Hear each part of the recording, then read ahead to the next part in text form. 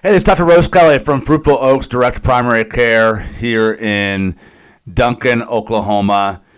We are just a really small clinic in a small town, but we have a vision to change healthcare and to transform medicine as we know it. And we're going to do it here, and we're going to spread this across the state of Oklahoma as our hope, and to spread it across the country through you and through advocacy and through awareness. Got a couple stories for you today that just highlight how frustrating insurance companies are and how little they are doing for you. The first one was from a phone call I took today. I do a little telehealth on the side to pay the bills and to keep my finger on the pulse of medicine across the country. And this was a patient who has an insurance policy that she pays $600 a month for. That insurance policy says that she can see a doctor. They'll cover a doctor with a copay up to 3 times in 1 year. Once she does that, then she has to pay out of pocket for that visit at the full price of $300 a visit until she meets her $5,000 deductible. So she could have a well woman exam, a general health physical, and an upper respiratory infection in 1 year that she pays probably $50 or $60 anyways. And then after that, she has to pay $300 per visit to see a doctor. Now tell me that isn't bonkers.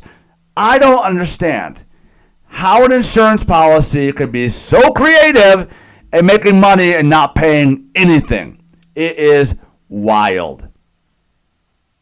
Sometimes insurance will work for you in your particular situation, but don't just assume that the insurance company is what you need. A big Cadillac insurance policy, which is not a Cadillac, it's a Chevy Aveo. I drove one of those without heat and air conditioning for a long time. Trust me, it's nothing nice. It gets you from point A to point B, maybe. If you have a cash pay insurance policy that you're paying out of pocket through Obamacare or through the private market, look at the numbers. Don't just assume because your buddy told you that you need an insurance policy that there's no other options out there. There are so many options out there. You've got to look. Another person I saw recently needs to have surgery. Her insurance policy doesn't cover surgery. They said it's catastrophic. What's more catastrophic than needing surgery? And this wasn't elective. This wasn't, a skin lift. This was a necessary surgery. In fact, the surgeons were trying to rush her in. Meanwhile, the hospital, our wonderful hospital, said that surgery, while the surgeon's cost is $800, which to me is fair. For a surgical procedure, that's more than fair, actually. I'm surprised at how little that is. And that was still a lot for this patient. But the hospital said it's going to cost you $8,600 for the surgical room. Oh, and if you can't pay by Friday, it's going to be an additional $6,500. Because our insurance policy doesn't cover surgery. Give me a break. We've got all this regulation and guidelines on what insurance has to cover, but they don't have to cover surgery. They have to cover body dysphoria treatments, but not surgery. They have to cover abortive procedures, but not surgery. It's wild, people. You got to think about what you're buying and don't just purchase because they've told you to. We looked at the same surgery this patient could have at a local surgical center up in Oklahoma City. It's a cash-based only surgical center that offers financing for those who need it for $6,800, the same surgery. So the surgical suite that's just a room that's cold is costing more at the local hospital than the whole entire surgery cost at the surgical center. Another thing I'll just point out is that the surgeon was only charging $800. I mean, that's so reasonable. Everybody thinks that the doctors tries to put the blame on doctors and the cost of doctors. Listen, doctors are leaving their medical schools with $300,000 in student loans. They sacrifice a decade of their life. They should be making a good wage. They don't need to be making millions of dollars, but they should be making a good wage. And $800 for a surgery like this seems absolutely reasonable. They're costing what? A seventh or an eighth of the entire procedure. Some CEO, some administrator upstairs in the hospital is taking the money.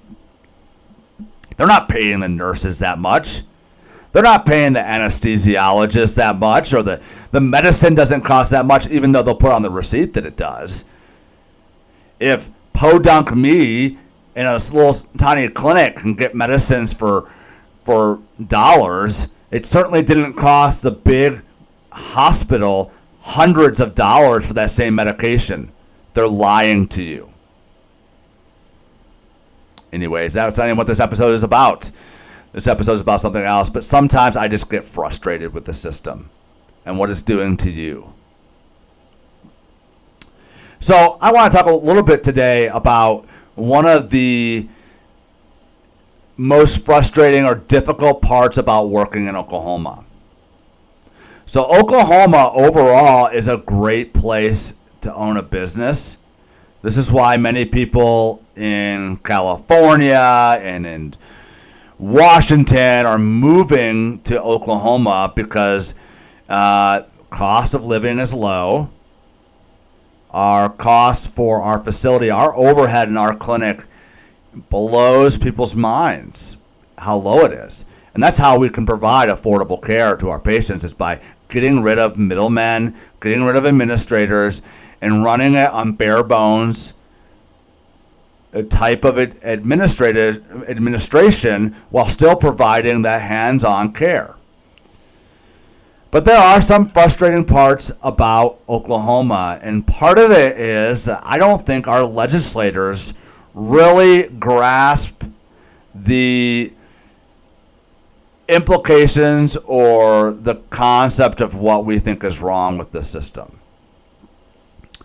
Sooner Care is the state Medicaid program in Oklahoma, and many of our children, many women, and some men qualify for Sooner Care.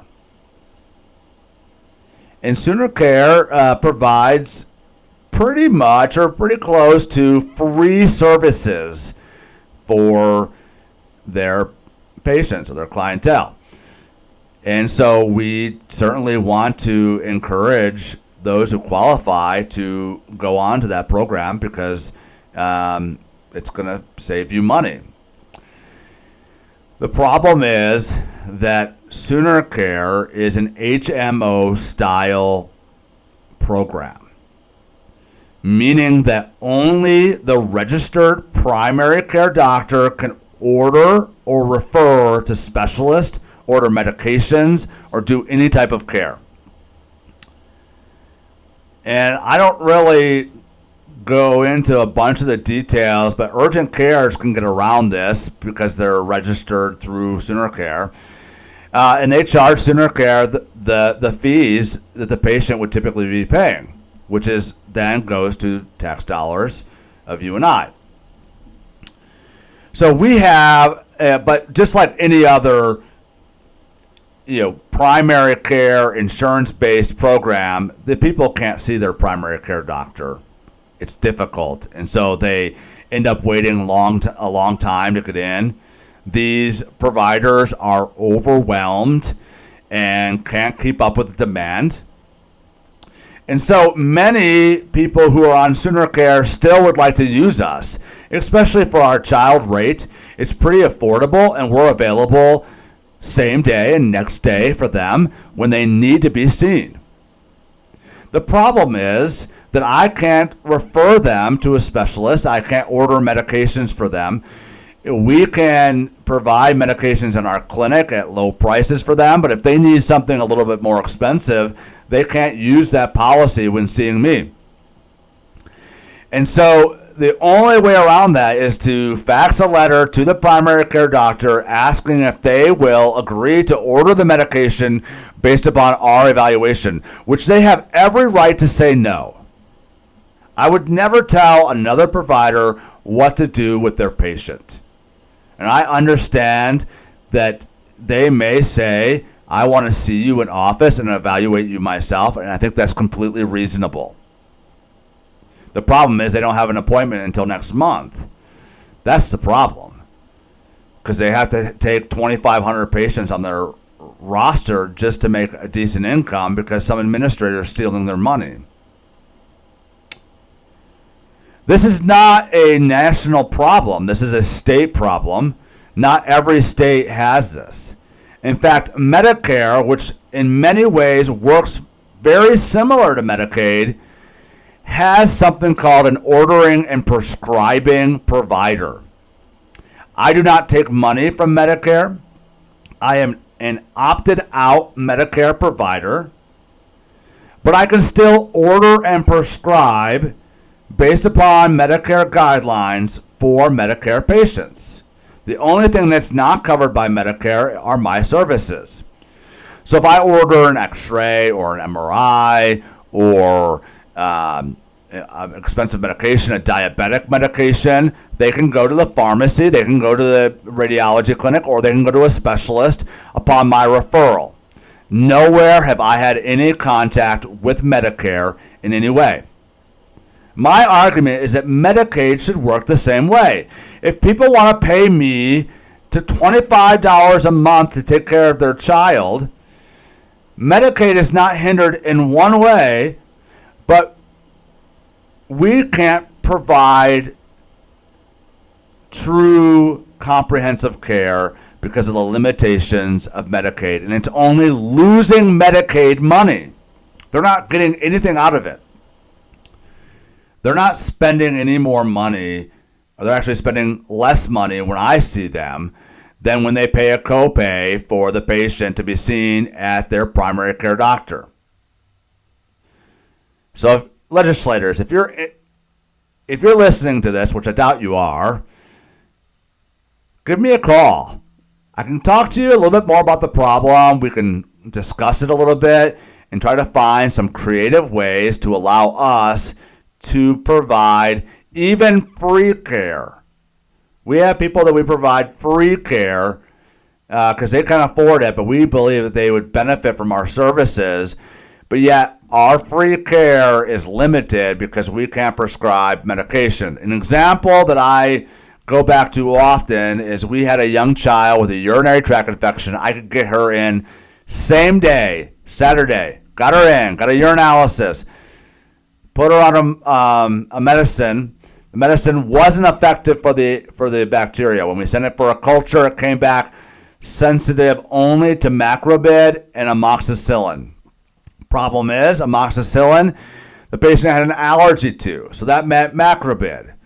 And that's a really cheap medication. We give it to many patients for their urinary tract infections. The problem is, she was 2, so she couldn't swallow pills. And so we wanted to give her liquid macrobid. The problem is that liquid macrobid was $300. And so I couldn't ask the patient to pay $300. And so I had to write a letter fax a letter over to her primary care doctor who's registered with Medicaid or Sooner Care and pleaded with them to order the medication so that we could get the medication to the patient what she needed. That system is broken and assumes that the Medicare provider is available. You got to give 72 hours in most cases for these Sooner Care providers to be able to access information and to respond because they're so busy. And so if we just fix that one little thing, we could provide better care for our patients. And that's what we're about. So reach out to them, tell them, call your legislator, say, hey, allow for ordering, prescribing, credentialing for Sooner Care providers. I know it's kind of in the woods a little bit for most of you, but it really is a big problem and would allow us to care better for this community. As always, if you have questions, if you have concerns that you'd like to address, you can always post them below on the forum. I'd love to hear more from you and answer, questions that you have when it comes to your money, your health care, and the broken system that we have. Until then, this is Dr. Rosekelly from Fruitful Oaks Direct Primary Care in Duncan, Oklahoma. Small town, small clinic with an outsized vision to transform medicine for the better through advocacy, awareness, and just downright stubbornness. Have a great day.